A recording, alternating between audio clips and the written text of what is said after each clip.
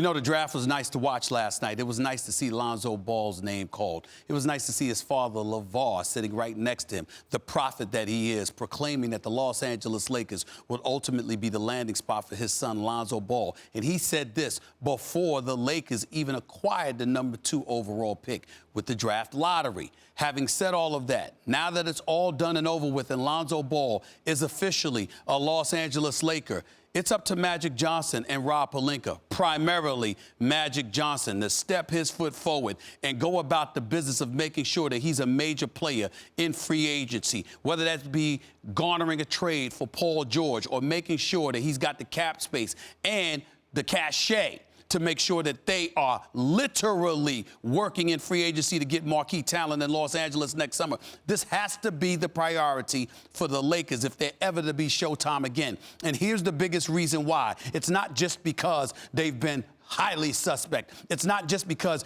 Jim Buss tarnished them. It's not just because they've been a dysfunctional franchise that has just contaminated the NBA, at least over the last 3 years. It is also because of the arrival of Jerry West, one of, if not arguably, the greatest executive in the history of the NBA, playing right in your town as a consultant for the Los Angeles Clippers in concert with Doc Rivers. Make no mistake about it, the Clippers are still in a better situation than the Los Angeles Lakers. CP3 hasn't left for San Antonio yet. DeAndre Jordan hasn't been traded yet. Blake Griffin has not been traded yet. And you still have Doc Rivers, along with some other pieces. You are a playoff team. You do have the talent to at least advance to the conference finals. And with a tweak here or there, which somebody like Jerry West has religiously shown the ability to orchestrate, you cannot underestimate this if you are Magic Johnson. Don't rest on your laurels. Don't look at the purple and gold. Don't assume Laker Nation is always going to be there